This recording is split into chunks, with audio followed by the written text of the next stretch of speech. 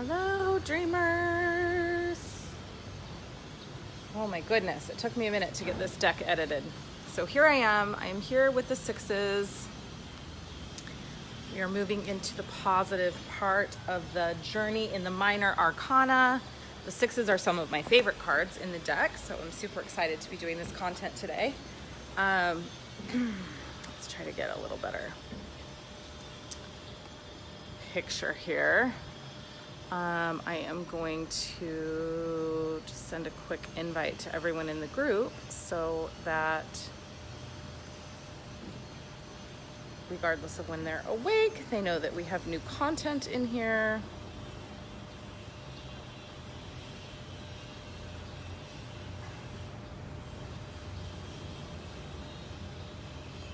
Whew. It's hot out here today.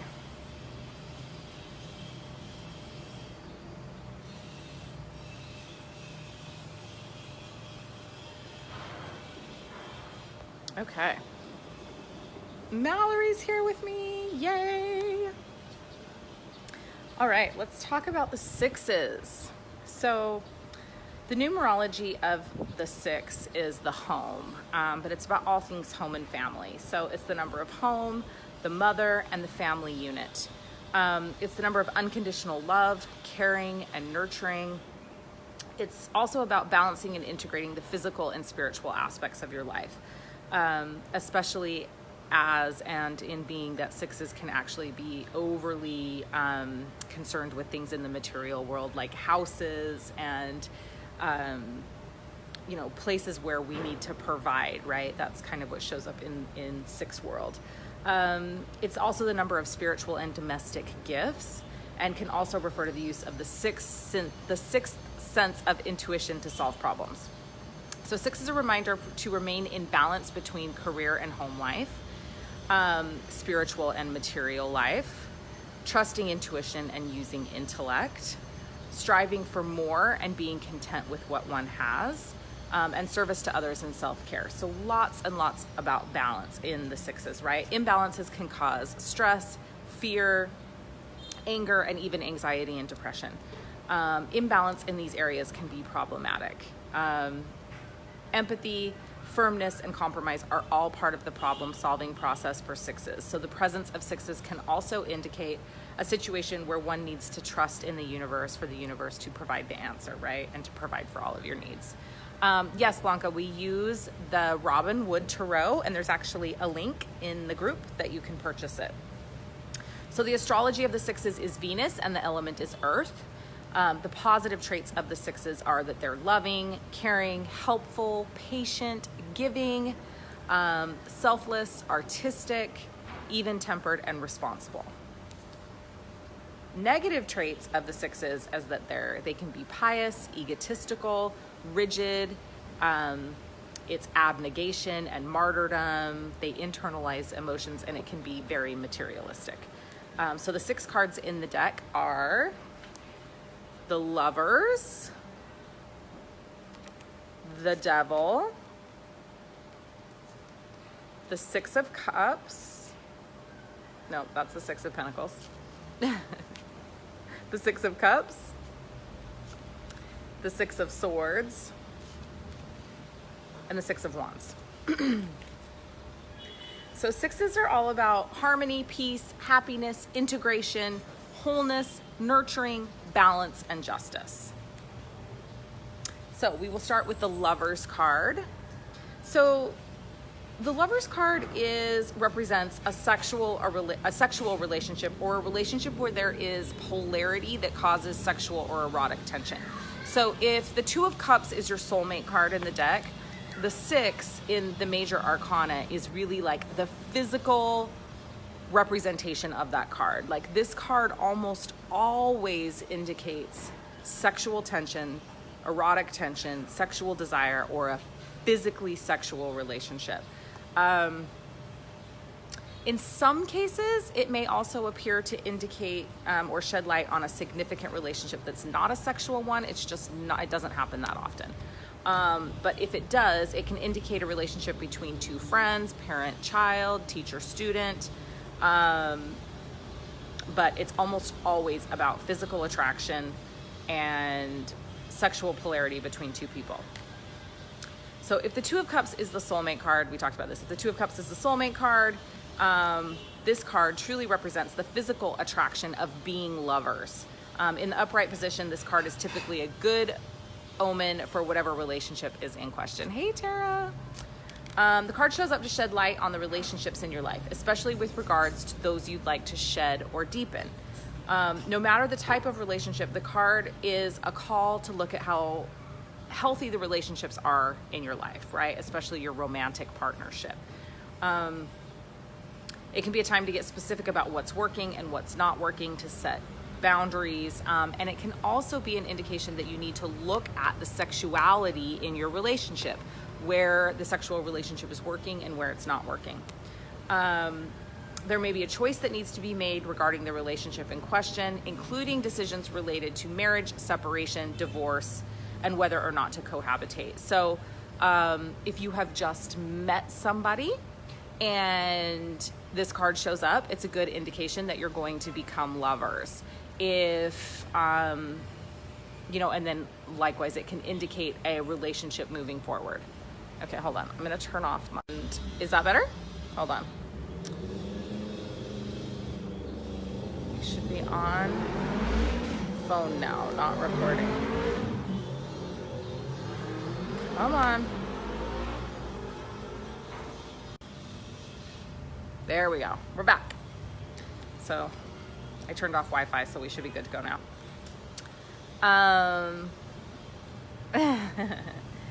It's better now, right? Give me some hearts if it's better. It should be fine now. I turned off my Wi-Fi. In some cases, very rarely, it can also indicate relationship with self, but but in that situation, it can highlight polarities within the self that need to be balanced or integrated, right? The element is air because it is, oh no, it's not an element. I was gonna tell you an element. I'm never coming home to Utah. It's never happening. I'm never moving back to Utah again. I may move to California. I may at least reside in California part of the year. The element is air. The astrology is Mercury in Gemini, and the numerology is 6, obviously. So this card indicates love, partnership, choice-making, union, harmony, alignment of values, merger, cooperation, communication, reconciliation of dualities, and synthesis. So when this card shows up and I'm doing a reading for you, I'm like, things are either going well in your relationship or they're not, right? They're going well or they're not in your physical, sexual, intimate relationship. So reversed, this card means discord, misalignment of values, imbalance, idolizing someone. It can mean deception, unrequited love, friction or conflict in a relationship, sexual frustration or incompatibility in a relationship, a loveless sexual relationship. So this can literally be like your booty card, your booty call card, right? Lust or separation, and distrust also within a relationship, within a romantic sexual relationship. So the symbolism on the card. So I'm gonna hold it up here so you can see it. The woman represents all things feminine. The green feather she wears represents the goddess. Her black hair represents the dark side of nature and feminine connection to the moon. Her hair flows freely to show spiritual freedom and her sensuality. She has a single braid to indicate she is willing to make compromises in her partnership. The man represents all things masculine. He has blonde hair, light hair, to represent his masculine connection to the sun. His beard represents maturity, and he wears red feathers to represent the god. She holds in her hand a full and crescent old moon to signify the old intuitive wisdom that she holds. This also demonstrates her connection to darkness and to night. She holds these moons in her right hand, her active hand, to demonstrate the balance of the masculine and feminine energy within herself. So he holds the sun, demonstrating his connection to day as well as the bright new knowledge within him. He holds the sun in his left hand, to the hand of intuition, to demonstrate the balance of the masculine and feminine within himself. The lovers are naked without shame to demonstrate the freedom they feel within their relationship. They're walking with their arms around each other, united as they take the journey forward with each other. So the numerology of this card is a 6. 6 is the number of love, especially love for the family. This number represents affection, compassion, nurturing, as well as practical matters of the family unit, such as fertility and like continuation of the family line. The astrology is Mercury in Gemini. Gemini energy of this card speaks to the duality embedded within it. Gemini, the twins, right? Gemini carries light and dark, yin and yang, masculine, feminine energy, as represented by the lovers in this card, right? So Gemini is a sign of communication, as is the planet Mercury, demonstrating the level of communication necessary to maintain deep connections with the people around us. If this card shows up and your query is about love, it means that love is at the center of your life, whether in the form of a new relationship or strengthening a current relationship's bond. To say that things are going well for you at this point would be an understatement. This is not at the same level as a honeymoon period. This connection runs deeper than that. So even if your relationship is on the newer side, you may already be having discussions and talking about moving it further as a couple, like engagement or marriage. And make sure you share your joy in your relationship with the others around you.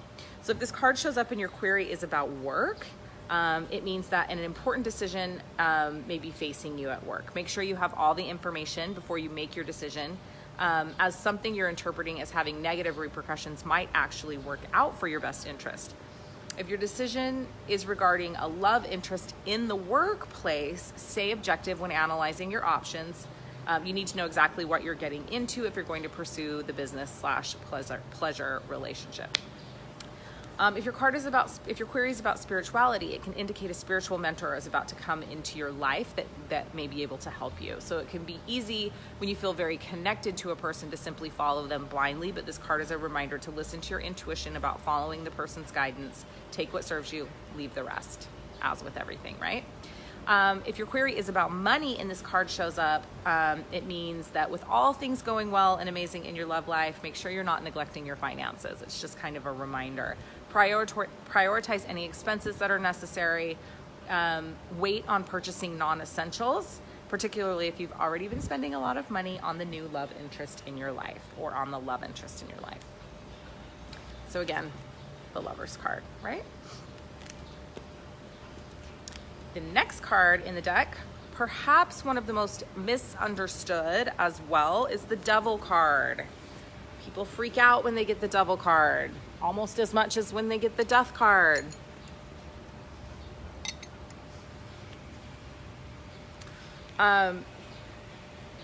When this card shows up, it basically just indicates that there's a situation in your life where you're feeling bound or stuck, right?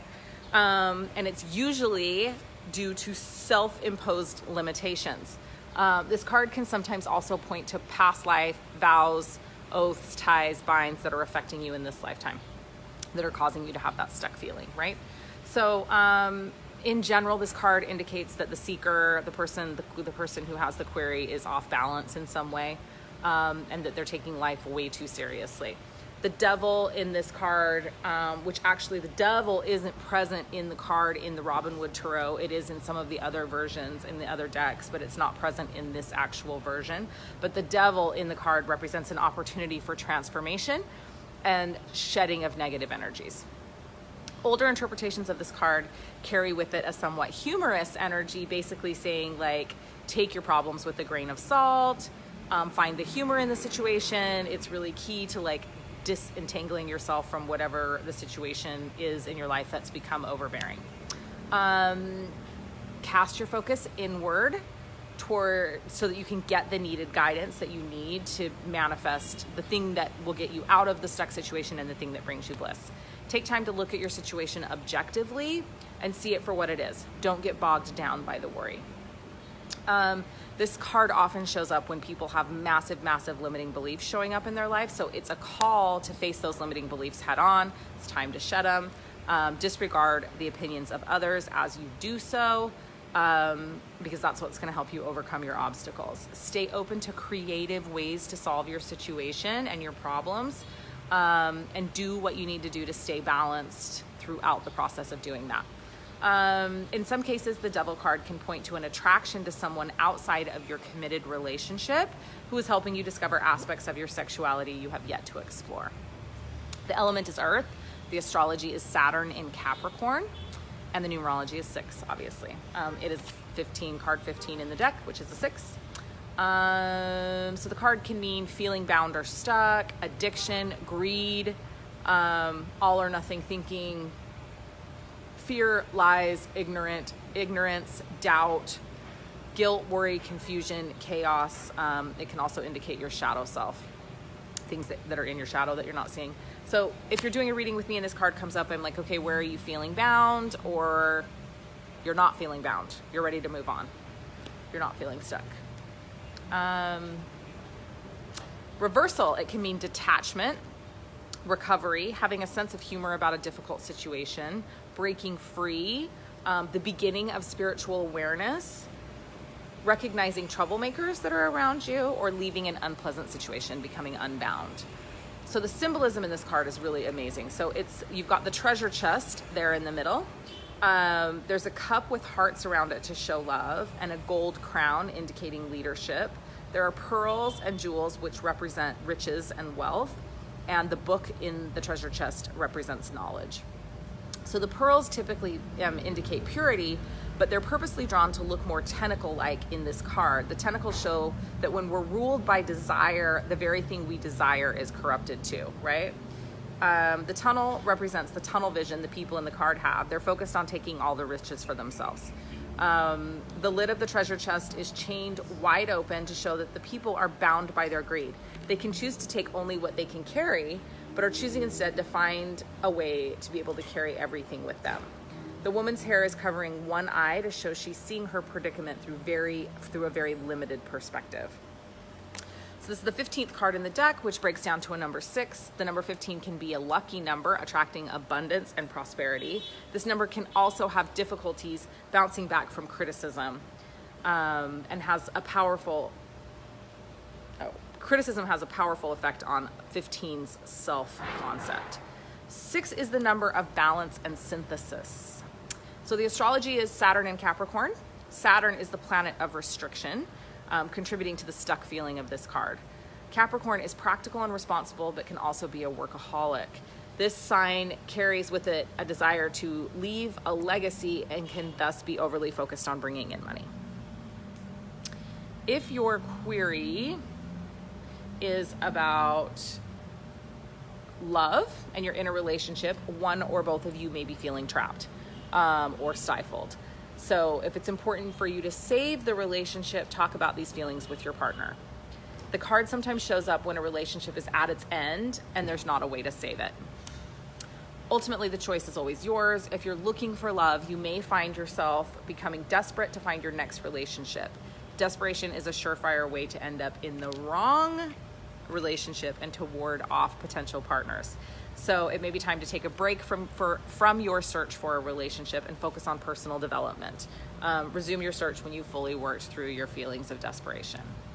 If your query is about work, you're likely in a very secure job that you don't like. And you probably feel trapped because it provides that needed paycheck, right? You may need to evaluate the pros and cons of staying in the position. Choosing to stay is simply that, a choice. You're not actually trapped. If your choice is to leave, begin taking steps forward to find work that is more in alignment with your soul purpose. If your query is about spirituality and this card comes up, it's important to keep a positive attitude right now. This is a time where you need to kick up the positive affirmations and make a conscious effort to choose a positive thought over a negative one. Evaluate the people you have in your life and ensure that they're supporting you with positivity. If this card shows up about money, you're feeling restricted in terms of money and you may need to seek financial help. Assistance is readily available for those that ask for it. If you feel like money is plentiful, put money in savings for unexpected occurrences at this time. This card can be a predictor of a future situation where finances can be an issue or a struggle. When hardship arises, stay calm and rational and make the necessary adjustments in your budget. Okay, so 6 of Pentacles. This is the card of resources. And when I say resources, I mean all resources, time, energy, and money. It's the card of success, primarily the success of an internal shift that has manifested itself into the physical world. This card is an indication of having abundance in all of those areas, time, energy, money, lack of abundance if the card is reversed. So much so that you're having to consider where to spend your resources, right? It's also the card of charity and nonprofits, and so it can indicate a need to spend resources supporting something that you're passionate about. The card speaks to our ability to integrate past experiences with failure in order to shift to a place where we're open to success. Success in this card is the result of being open to looking at things differently, following your desires, and taking inspired action to manifest a tangible result. The element is earth, it's a pentacle. The astrology is moon in Taurus, and the numerology is the number 6.